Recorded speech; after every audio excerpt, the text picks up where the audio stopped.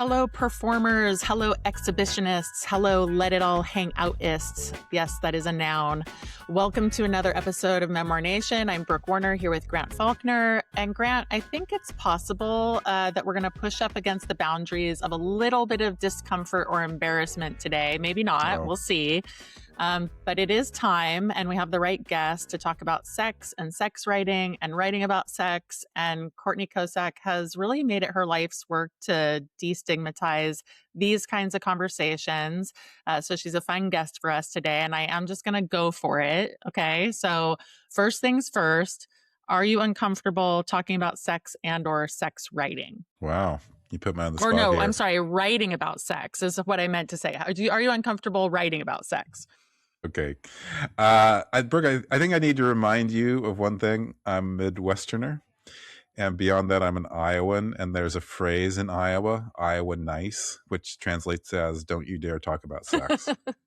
So I might be genetically uncomfortable, by nature. That said, I have thought a lot about writing about sex, and I actually have a fair number of sex scenes in my stories, and readers have told me I write about sex well. So I'll go for some frank sex conversation today in front of our 20,000 listeners, which is twice as big as my hometown in Iowa. So this is risky territory. Sex episodes get more listeners, like by their very definition. Sells. Yes, absolutely. So yeah, historically it's interesting because I've been very open about sex and being involved in like sex books and sex publishing, but I found it like definitely confronting it on a new level when it comes to putting into my own writing. Like when I was at Seal Press, I worked on so many sex books, like books about sex, about porn and kink and sex toys and memoirs that talked about sex and books about sexual identity. And I think for that reason, I also relate a lot to Courtney, and her book is Girl Gone Wild. And she's really writing a feminist coming of age story. Like she's a feminist. A lot of her formation of her identity comes through challenging sexual experiences. And I actually think that's quite common for young women who end up having a lot of, well, I should say like young women who have a lot of confidence will sometimes find themselves in these compromising sexual situations because they put themselves out there, and then they're sort of like finding their own feminism and figuring out their own identity. And, we come of age, confident women, I will say, come of age feeling like we're in charge. And so then we'll like put ourselves out into the world only to discover that, in fact, it's super misogynistic. And no matter how much control you think you have, the patriarchy is very real and it is hard to have true power as a woman. And so I guess you can't really talk about sex or write about sex without talking or writing about power. And so I think, when it comes to my own writing, like I am grappling with how much to write about sex, how much I should include, like knowing that no matter what I include, I'm going to feel overexposed. But reading Courtney's book was actually very liberating for me because there is this way that if you're like reading what other people are doing, I think sometimes you feel I could do that too. Which is really what led me to decide that I wanted to talk about this today, because I do think that sex writing is a really important thing to talk about for writers. And it's simultaneously like very difficult to actually do that kind of writing. So here we are. We're doing it. Here we are. Yeah, I should make the distinction that the sex I've written about exists in the fictional realm. So I haven't really truly written about my own sex life. And I'm actually not even sure that I really want to, maybe someday, who knows. But I'm definitely intrigued by sexual dynamics, and I love that we can have, sexual conversations now in ways that were definitely impossible for a good part of my lifetime. And part of that openness to talking about sex is actually living here in the Bay Area, because sex is just very much on Bay Area people's minds, I guess, or we have a historical kind of rootedness in the subject. So yeah, I think of sexual dynamics a lot. And I remember, I feel like I've gone through so many eras of sexual conversations. Like I remember when I first encountered the phrase date rape, which didn't exist before I was in college, So, that concept just wasn't part of sexual discourse or acknowledged in any way. So it was a strange and startling concept. But, the irony is that was only the beginning of a conversation that was 40 years ago, and we're still having that conversation essentially. So we've come a long way, but we've got a long way to go, obviously. But I want to circle back to these many books you've worked on over the years, Brooke, that centered sex in some way, because it sounds like it was easy for you to work on these kinds of books, but then when it comes to writing your own scenes on this, it's not. And I get it, of course, because it's not your own work. But you've told me you were Seal Press's sex editor, and so did you ever feel any way about that? You opened the show by talking about performing and exhibitionism. So does this extend into working on books about sex? I think I have to say no, it does not. Like I think that that's the thing. Like I've never wanted to, do sex work, or like Courtney has an OnlyFans page, like that is so far from anything that I would do or feel comfortable doing. But I, like you, am really curious about the human experience. And you said sexual dynamics. Obviously, sex is a human experience that basically all of us have, unless you're an incel. And sex is connection, self expression. And it's also complex, because of how intimate it is, and like, here's where the power stuff comes in, obviously. Like, I don't think that men and women experience sex the same way. I mean, that's a blanket statement, but obviously, like, our bodies are different. And so I think, most women know what it feels like to be objectified. Most women have had negative sexual encounters and experiences, and caveat, of course, some men have too. But, women are raised to be careful and oftentimes fearful of sex. And so a hallmark of feminism, and this was like really what opened my eyes at Seal, was that we should be able to enjoy sex and take charge of our sex lives, not be apologetic, not tolerate being objectified. So there's the feminism, right? Like, it's the fact that we deal with sex like being in the room in almost everything that we do, especially when we're young, right? Like, who's looking at us, coming on to us, being inappropriate with us, wanting to have sex with us. And so there's all these interactions. And I therefore think that memoir is this very obvious place for our thoughts and experiences to be cataloged. I will say this, Grant, like working on all those books over the years, that I have never ever like read something that I was working on and felt judgmental, So when I'm saying like, oh, I'm Hmm. going to be overexposed, it's interesting because I don't feel that way as a reader. Like, I always think that they're brave, and I've read everything from like the sex positive stuff to the abuse narratives, right? I mean, that's the continuum of sexuality. And so when writers dare to share their experiences on the page, I always feel like there isn't anything more intimate than that. You're allowing people to see you, all of you. And so I've just learned a lot over the years, and I do feel better for it, and I've seen both extremes of what sex looks like when it's empowered, and then, of course, how it's used as one of the worst forms of abuse. And we get to experience that, through this form, through memoir. Yeah, it's interesting. I was just thinking while you were talking about how just deeply rooted that taboo of talking about sex is, Mhm. whether you grew up in a small town in the Midwest or in the Bay Area, even.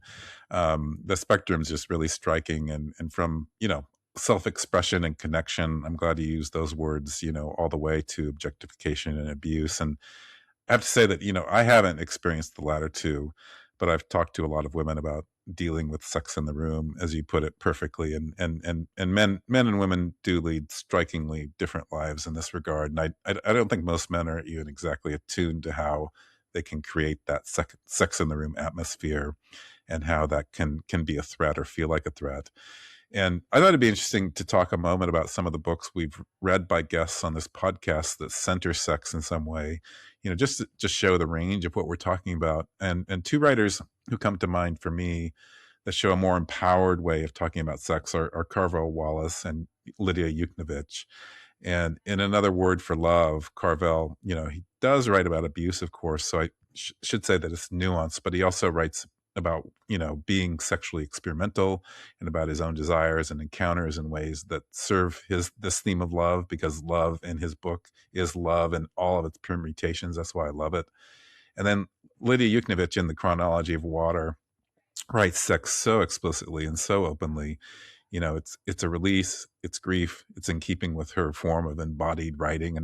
Another phrase that I love, that she teaches and exemplifies, and it's just visceral and carnal, and definitely it will stay with you.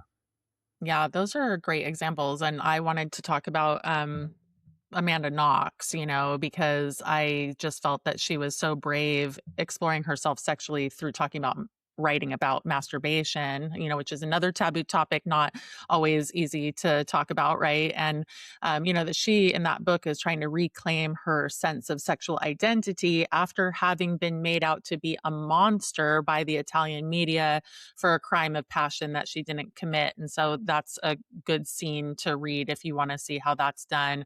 Liz Gilbert, of course, writes about masturbation in Eat, Pray, Love. The first time I read it, I was very uncomfortable. I was like, "Ooh, okay." But then the second time I read it, I was like, "Oh, I don't know." Like it changed, it morphed for me over time, and I'm very glad that there's a masturbation scene actually in that book.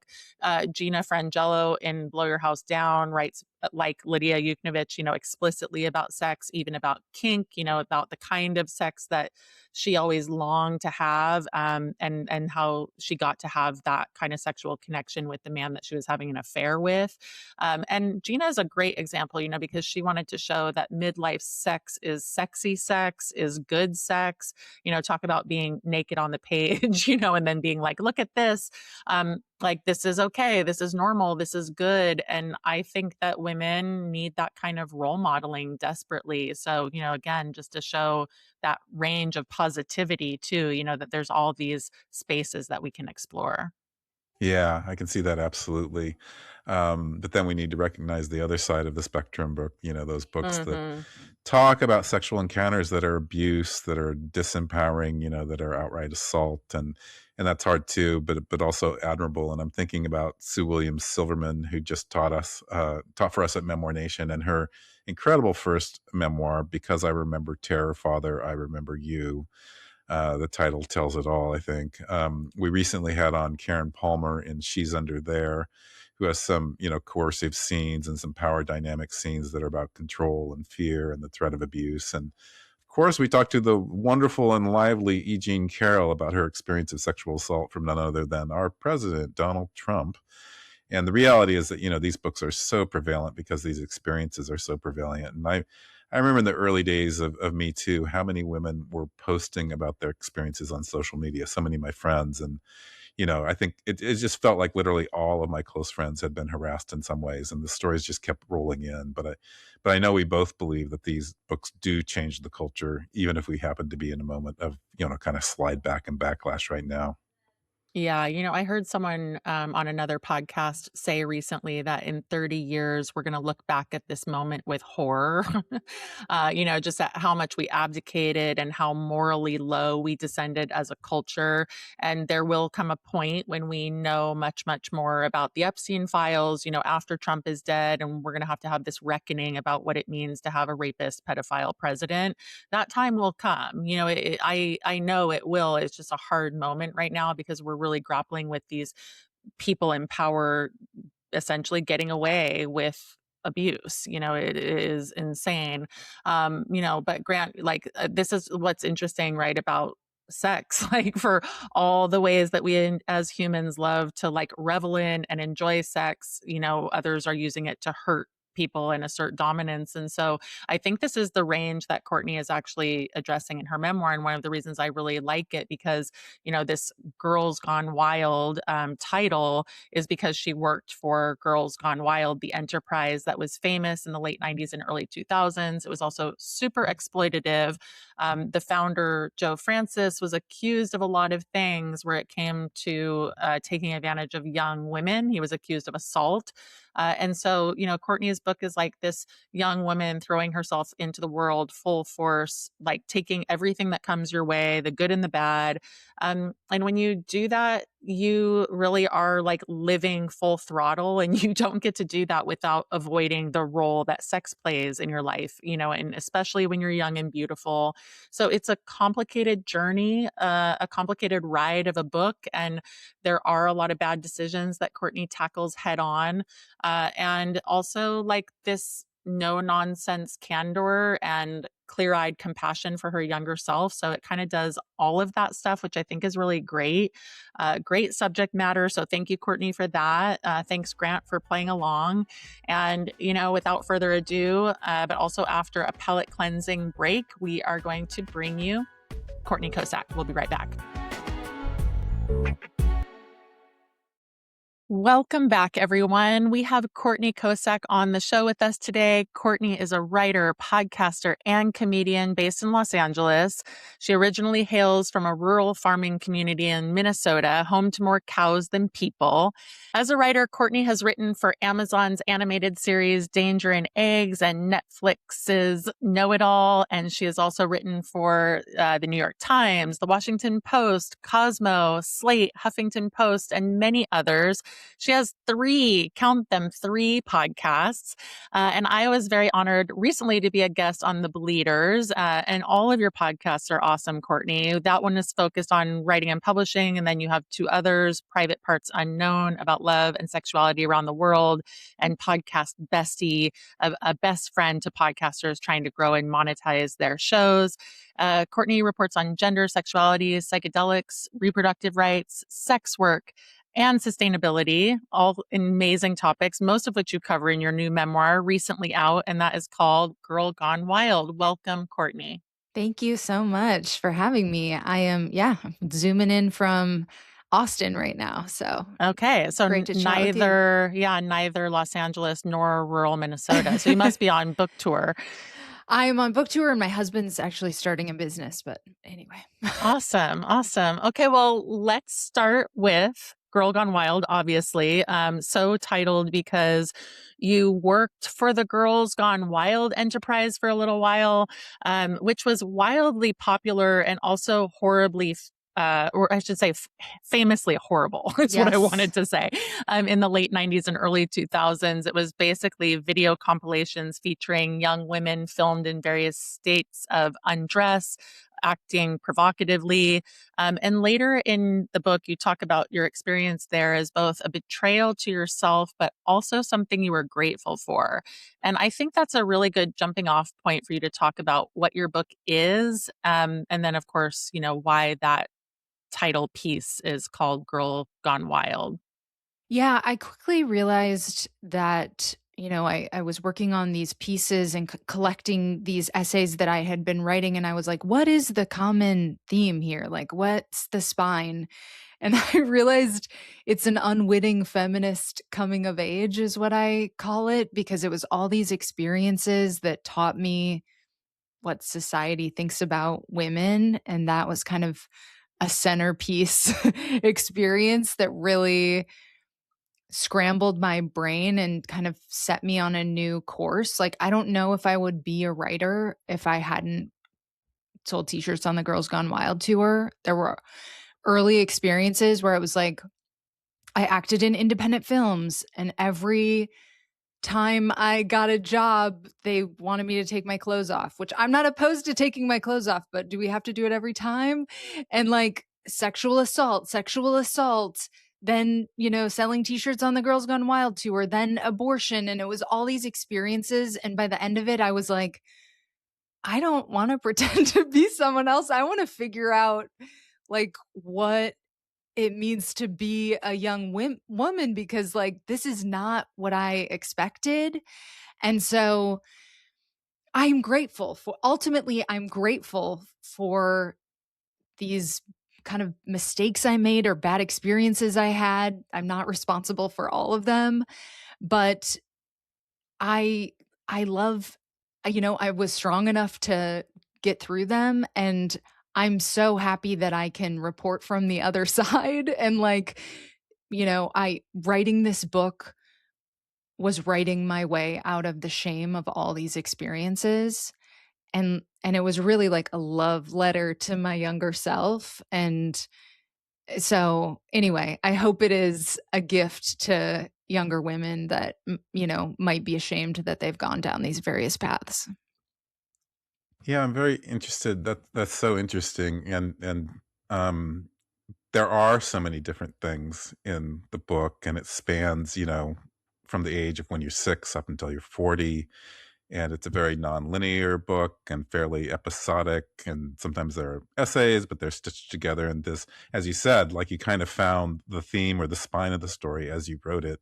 And I love that phrase you just said. What was it? An unwitting feminist? Unwitting feminist coming of age. Yep. Yeah, I'm kind of always fascinated by the unwitting or the accidental in life Yes. and creation. So I was wondering, can you talk about it just that scope and how you chose to structure it the way you did?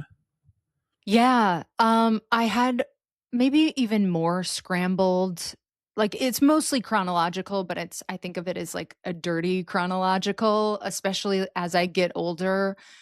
I feel like the older that you get, the more reason you have to call back to previous experiences. So I feel like especially in like the second and third act, it's a little messier in that way. I had it more scrambled in the first full draft that I did, and I got a feedback letter from, I think it was from Hannah Howard, and she was like, "I think, chronological unless you have a reason to do otherwise." And I thought that was good guidance. So I kind of restructured accordingly. And yes, I did things that I like as a reader. I like some short little snackable chapters. I like them sprinkled in too, so where I don't know where I'm going to find them, and I sort of did that. I think of them as crepes, like they're individually snackable but collectively filling. I wanted to write something really propulsive, which is something that I enjoy as a reader. And yeah, I hope, you know, like I think the Derek stuff, there could have been, I get into this abusive relationship, and I really wanted to write that how that experience felt, but I didn't want it to sag too much or like really feel like it was a sad time in my life, but I didn't want the reader to get stuck there and not want to keep going. So that was something that I thought about when I was writing. And then um yeah, I really in the third act just, my I'm very happy like despite these things that have happened. So I really did want to sort of animate the growth and that part of the journey as well. You do a good job of something that's not a totally easy balance, because it's like it's a hard memoir in a lot of ways with a lot of really tough experiences in it, but your tone is upbeat, so like you find this really, really good balance. Like I never felt sad or sorry for you, but at the whole time I was like, okay, she's tackling tough stuff and we're still in a good headspace here for the most part. And it was interesting for me as I read because I was like, what is this book? What is this book about? And I was like finding my way through it. And when I teach memoir, I do talk about aboutness, like Mhm. as a way to keep writers focused and not straying too far into tangents. And so that earlier passage that I referenced, I actually wanted to read a little bit more of it because toward the end of the book, I mean, this is maybe like 3/4 of the way through, you write that basically the Girls Gone Wild experience was something that resulted in you evolving in opposition to everything it stood for. And I love this line because you say, not a prudish opposition, but a full-throated sex positive opposition. And then you write about what you're doing in your podcast, and you say it's about destigmatizing conversations about sex, interrogating the patriarchy, and empowering people, especially women, to own their desires and take charge of their pleasure. Right there, I was like, oh, there's the aboutism of this book, and maybe also or aboutness, either or aboutness of Courtney too. And so I was wondering if you could talk about how you found your way to writing this purpose and passion. Like you're doing it in your whole life, it sounds like, not just in this book. Yeah, it has been interesting to think about like how I do a lot of seemingly disparate things and how they are all actually very connected. And I do think having some of the conversations that so like abortion was something I could not even say out loud for 2 years, and I thought I was gonna take to the grave. I thought I Mm, would literally never tell anybody just because because I knew how my parents felt about it, because of the religion, because of the small town kind of conservativeness of it. And then, rights started, not they weren't taken away yet, but it was like clear that that was on the horizon. And I was I was like so hungry for any woman's account that I would read. I was like, oh, thank you. And then I was like, why am I not saying, why can I be privately feminist and I can't be public in this way? And, I'd already started the Private Parts Unknown was actually a show called Reality Bites that I started back in 2016. And I had been doing this show for a couple years and I was like, I have the sex podcast and I'm never admitted on my podcast that I've had an abortion. Like this, I have to rectify this. And so I started interviewing people for the show, Liz Winstead, some other people that I admire in the space, and could finally talk about my own experience on there. Around the same time, I wrote about my abortion for Hello Giggles and but it was like those two things were happening kind of at the same time. I was working on those podcast interviews, I was getting the essay out there, and like it's interesting that they were both kind of happening in tandem, and then just continuing to have all those conversations over the years. Like as I realized what my oversights were, I would correct them and then have people on where I could have those conversations, talk about my own experience, hear about other people's experiences. And yeah, I think what I tried to do in the book, it's not like perfect math, but I thought of them as like some of the essays as A sides and B sides of kind of the same topic, or, like sixth period math is about an early experience being ashamed of masturbation in admittedly a forum I should not have been doing it. But then there's a later, I come all over my closet floor, which is like funny, and me going to shop for my first vibrator as like a single lady and like finding less shame around this topic. And so I tried to do that with various essays in the book where I felt like you could see the growth in me through these two different tellings at different times in my life. That's super interesting. And Courtney, before you came on, Brooke and I were talking about how sex isn't an easy topic to write about. And since you came from a small town in the Midwest, Yeah. I came from a small town in the Midwest, and I think it's especially hard to write about in that context. And a lot of people, as a result, totally gloss over it, or they're just really uncomfortable including it in their memoirs, or worried what other people will think. And so you obviously grappled with this, and it's very visible in regard to your work and on the page. So what advice do you have for people who want to write more openly about sex but feel embarrassed? Yeah. I mean, I would just say like one of my main like guiding truths of memoir and writing this book was to write into my shame, and I did that around a lot of things, and sex was another thing that I didn't necessarily have my own shame about it, but there's all kinds of cultural messaging that maybe I had to write through. And writing into all of those, anything I like, it's such a signal that I now pay attention to when there's something I'm resistant to writing about. That's like exactly what I should be writing about.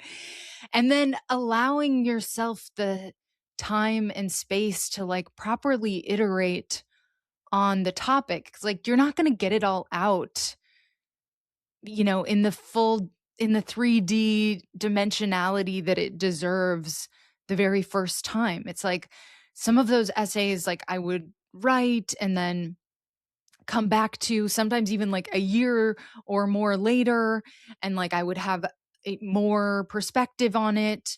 Also, I might have more distance where I could kind of like fill in the gaps. And it's so interesting. I think part of a student recently was asking me about this, and I really had to stop and think. But I think, for the first level for me, and all of these essays kind of happened on their own timeline, but like the first level is like figuring out the events and getting those on the page. And then making meaning out of those events is like maybe the second level. And then the next level, which I didn't really think of before I was really deep in revisions on this book, but like the embodiment of that, which adds like a whole nother layer of meaning when you're saying how you did the action and like integrating the meaning and the event together. I found a lot, especially like with sex and stuff, like I found a lot of what it meant in me, like really sitting with like, how did I do that? Or like what, you know, what was I saying? Well, like, what was the response there? And like really like getting into the nitty-gritty of those scenes, and also forgiving myself for not having a tape recorder. Right. And like I think when you're early writing memoir, you think like, God, I need all this journalistic truth. And I have found like the most honest was when I was just like, it definitely happened like this one time. And so it can happen like this here. Or, you know what I mean? Giving myself a little bit of space to like recreate and not be beholden to like what exactly was in that moment, because no one can know, you know? And so, that really, I know it's not necessarily sex specific, but though that kind of framework helped me tap into finding those moments as honestly as I could. Thanks for that so much, Courtney, because we covered that question in all kinds of iterations in interviews, because memoir is this very fraught thing where nobody remembers everything and everybody has feelings about not remembering, and so then you're Mhm. like, how do you work your way through that? And how do you give yourself permission? And as you said, breathing room. So that was just really wonderfully articulated. We love it. I want to talk a little bit about your chapter titles because you really do have some of the greatest chapter titles ever. I mean, I guess you're saying it's sort of essayistic, but you do a great job weaving them into a cohesive narrative. So we'll call them chapter titles. But there's a chapter called How to Set Your Own Trap, and then it unfolds in 12 steps. The last one being step 12, break free for real this time, you stupid bitch. And the reason that I wanted to bring that up is because you're not easy on yourself in this memoir, which frankly makes you very relatable and very likable. You're real. And even as you're doing a lot of compromising stuff, you're never a victim.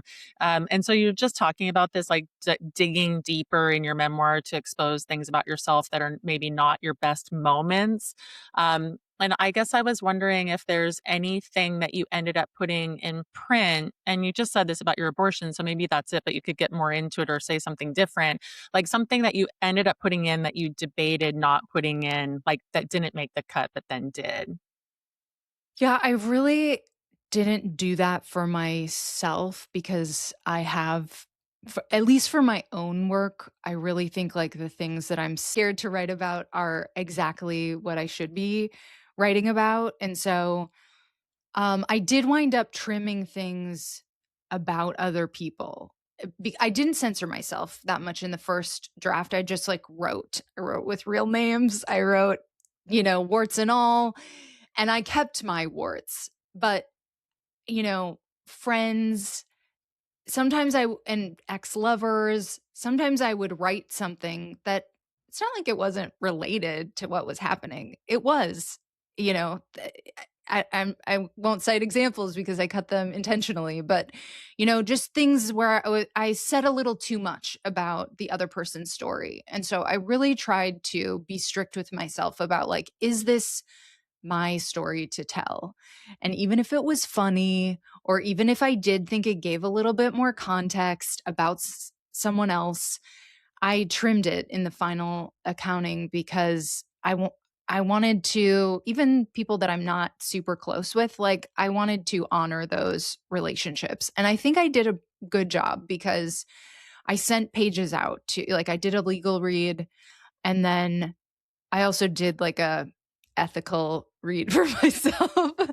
And I sent things out to, like I gave my best friend, my best childhood friend, a chance to read pages that were related to her and ask her if she wanted to keep her name or not. And like I had to reach out to an ex because I wanted to keep this text like exactly as he wrote it, and I sort of needed his permission to do that.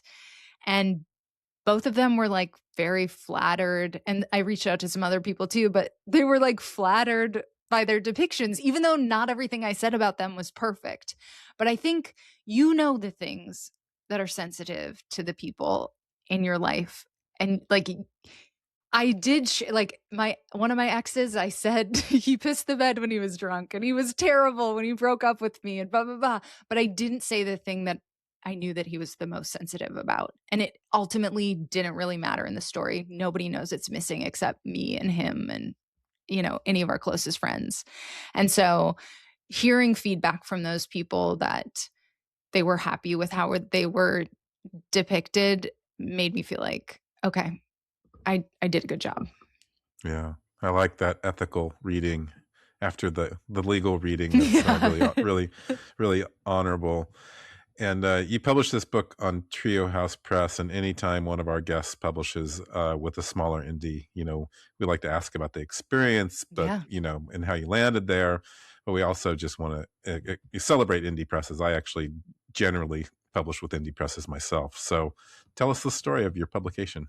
Yeah. Well, I think indies are doing, especially when it comes to memoir, like some of the most interesting work out there. And so, and I knew that, you know, I took a couple incubators with Chloe Caldwell, and she's done such an awesome job of like her first books, you know, charting her own course and doing it with indies.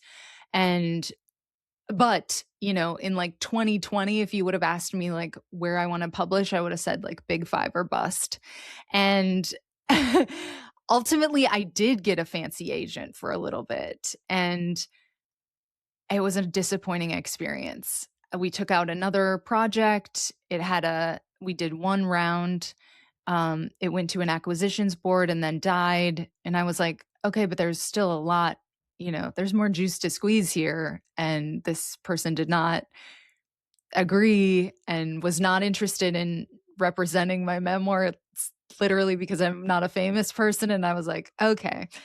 So we went our separate ways. And I actually think that was such a gift I mean, it was disappointing at the time because I was like, this is going to change my life. And like, it wound up not going.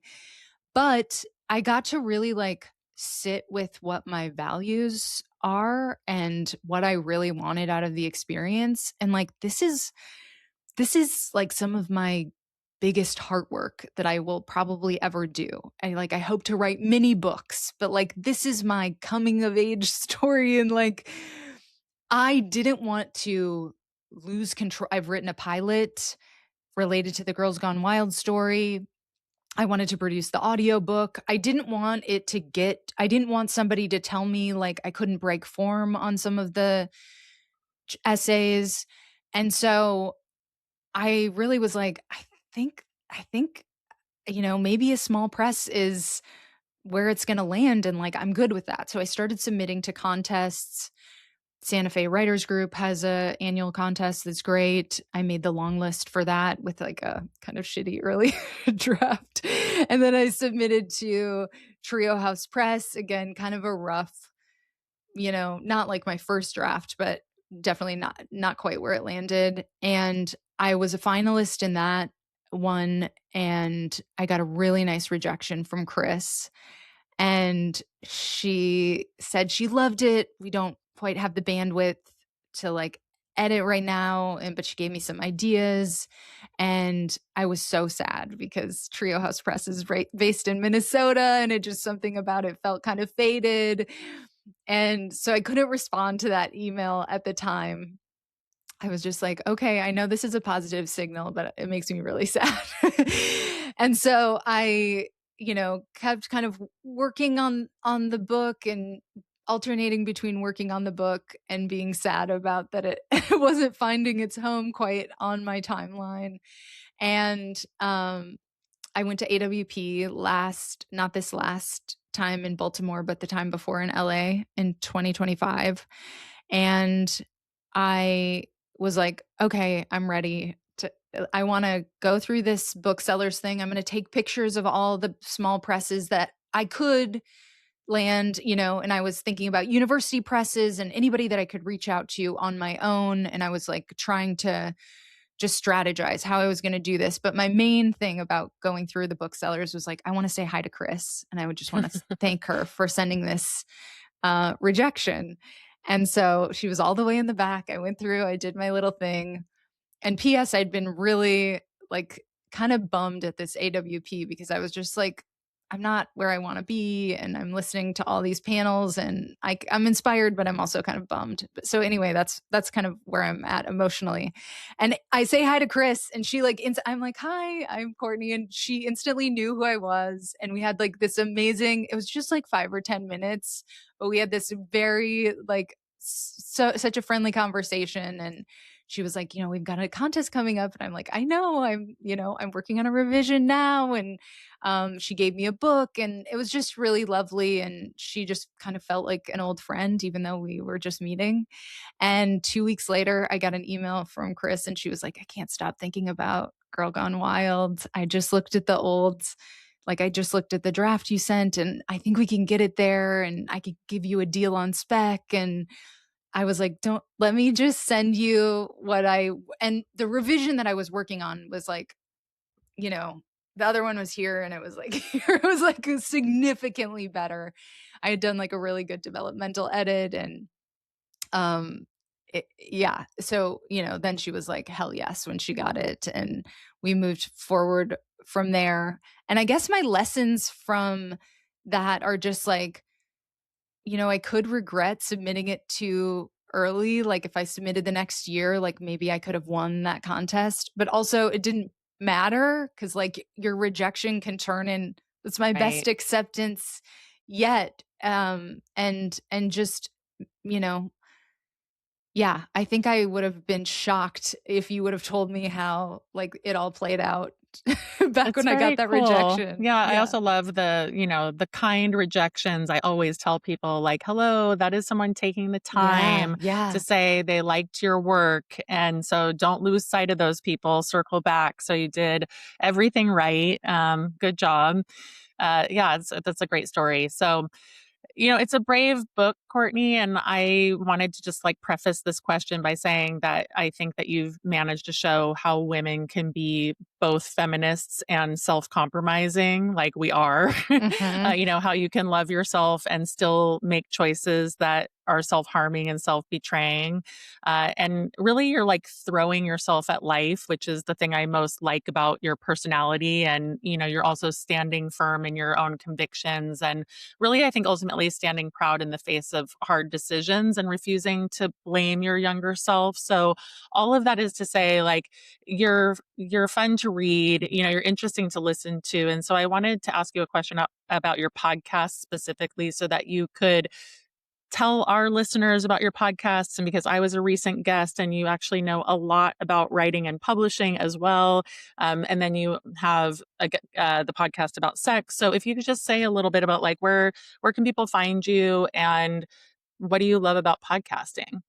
Yeah, I love it's become part of my job, but like I love it just for the opportunity to connect with people. I think Ira Glass has this thing about like it's a strange person that really just wants to skip all the small talk and just have these like arranged super deep conversations with people, but that's how that I love it. Like there's nothing better. And so I will say just as a tip to writers, everything that I did hire PR for Girl Gone Wild, but really like every big thing that I have gotten in this book launch has been because of relationships that I have from my podcast. And everything that I learned about how to even get the book deal is because of conversations that I had on my podcast. And so you don't have to, you could just start a simple Q&A series for your Substack, but something like that is like a really great way to start connecting with other people, get deeper into the writing community. Blurbs that I have are from people who have been on my podcast. And so it's just such a great way to explore a topic that you're interested in and meet other fellow nerds on your same journey. And so, yeah, I do it for Love and Sexuality on Private Parts Unknown. I do it for book writing and publishing on The Bleeders. And, I'm clearly addicted to podcasting. So I share my podcasting tips on Podcast Bestie, and I love it. You're talking to a couple podcast addicts right here. Yeah. Yeah. So in closing, you essentially disclose at the end of the book that your next book is going to be about your eating disorder. And Brooke and I were wondering if this is kind of an accountability strategy, or whether that's a work in progress or a seed for a book that you really know you must write. Well, it's so interesting because the eating disorder some of the eating disorder stuff, there was some that made it into Girl Gone Wild, but never as like the centerpiece of an essay or chapter. And I pulled all of that out because it just felt like, is it related to feminism? Yes, but it was like one theme too many, and it felt like too much to cover appropriately in the book. And I think that's the right decision, but I didn't want to leave reader, like, I know it's like a little bit of a loose thread in the book. Not, just it's just something that's like percolating in the background. And so I felt like it was a good opportunity to tease what is next. It's like halfway written, so it's not like a pipe dream of a book. And I've also found that, my eating disorder stuff is like really entwined with this question of like, do I want to be a mother or not? And so that is like another major theme of the next memoir that I'm working on, and I'm fucking 42. So it's like, I got to figure it out yesterday. So I do have to finish this book soon. Finish it so that you know what to do. Yeah. Oh man. Well, I have someone in my memoir class right now who had an accidental pregnancy at 46. So, that's great. It is great. And good luck with all of it, with the writing, with figuring that out, with all the things that you're doing, which is really exciting. And especially with promoting this book. And we hope that our listeners will buy it and read it and gain a lot from it. So thank you, Courtney. Thank you so much for all your thoughtful questions. So great. Huge thanks, Courtney. Brooke, I don't know if what we're talking about here is a trend per se, but I do know that anything Lena Dunham touches seems to set conversations and critiques and headlines in motion. So she's kind of like a walking, talking trend machine. And I'm speaking in particular now of her newly released memoir, Famesick. And I don't want to put it in the category of celebrity memoir because Lena Dunham is fundamentally a writer. She wrote the groundbreaking show Girls. She was mentored by Nora Ephron, and her character on Girls, Hannah Hervold, is a writer. And in one of the episodes, she says, "I think I might be maybe the voice. I think I may be the voice of my generation, or at least a voice of a generation." And it's in that shift from the voice to a voice that's significant for me, because no one is the voice like they used to be generations ago. Yeah. Girls captured something important, and especially for millennials, and particularly for millennial women, just about what it means to become a woman in the city in this complicated world. And I always viewed Girls as a contrast to Sex and the City, because it centered itself on women's friendships and challenges in the big city of New York. But Girls had, obviously more of a feminist sensibility. And even though the main characters were quite privileged and quite white, Girls also took on heftier subjects. I'll always admire Lena Dunham for taking on the beauty standard by being nude on screen and having sex with hot men, even though her body didn't fit into the rules of the beauty standard as we've come to know them. And she asserted her own beauty by revealing her body and enjoying it. And she made sure the viewer saw her body and reckoned with it. Totally. And since we're on the subject of sex and feminism with Courtney today, I do want to note that the Sex and Girls was unlike almost anything on television. And it wasn't meant to be sexy. It was awkward and weird and sometimes painful and a little bit sad, but also totally unapologetic, which I love and appreciate. And, it's funny because Lena Dunham has largely been out of the public view for a decade, but she seems very present, because of how seismic Girls felt when it arrived in 2012 And here was this woman, only in her 20s, who was creating, writing, directing, starring in this show, and also like showing her body and showing her messy, uncomfortable sex life. And that was genuinely radical at the time. Yeah, definitely. And what's interesting about Famesick is that the body conversation continues, but now it's not just about the cultural politics of how her body appeared on screen. It's about what her body was actually going through, while all that was happening. And her illness narrative is central to the book. She visits doctors while doubled over in pain, and she's ignored, and she, became reliant on medications for anxiety and PTSD to the point where she ended up in rehab. And even with good health insurance, the battle to be listened to was arduous. And it's a moment of kind of tragic victory when she undergoes surgery and a doctor removes 37 lesions from her organs and tells her he doesn't know how she'd been able to walk. So the story of a woman's body not being believed, not being taken seriously by the medical establishment, is a different thread that runs through this book. Yeah, it's a fascinating double narrative. Like, publicly, her body was being scrutinized and mocked and debated as this cultural symbol. And then privately, her body was in genuine crisis. And, obviously, both things happen simultaneously, which is a reminder that the body is never a body, when it belongs to a woman in public. I think that is just a really important thing to note. And that everybody feels entitled to it and they talk about it and annotate it and correct it. So I'm glad that Lena Dunham is back with this book. Yeah, per her penchant for making viewers uncomfortable at times, I'd love to talk about a relationship, the relationship between Hannah and the character Adam Driver played, because it's one of the strangest and perhaps the most honest portrayals of sexual power dynamics that I've seen on television. Adam Sackler, who's the character, he's just genuinely unsettling in those early seasons. He's demanding, he's boundary crossing. The sex is sometimes coercive in ways the show doesn't flinch from showing. And yet Hannah keeps going back, and that disturbed a lot of viewers. But I think that was exactly the point. She was showing female desire as just this genuinely complicated thing, and that sometimes she was drawn to things that, aren't straightforwardly good for you, and she did it in a way without condemning Hannah or romanticizing it, but putting it in the context of one character's kind of confused search.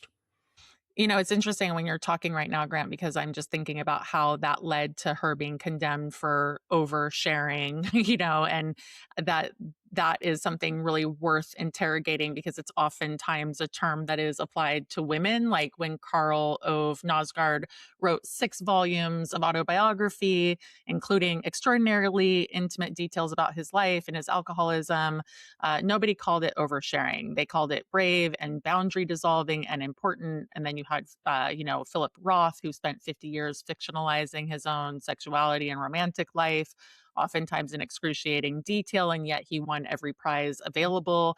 Lena Dunham shows her body on screen and writes candidly about her desire, and then people reach for that word oversharing. And so I think it just is, she has done something really groundbreaking for a long time. And she is like this, we saying like these words, messy, unglamorous female desire, which apparently remains more transgressive than anything Nosgard or Roth, could ever put on the page somehow. Yeah. Well, Fame Six is interesting on this subject because she seems to have, she internalized the criticism, because how could you not? And she writes in a little bit of a different way now. She's more precise and more controlled.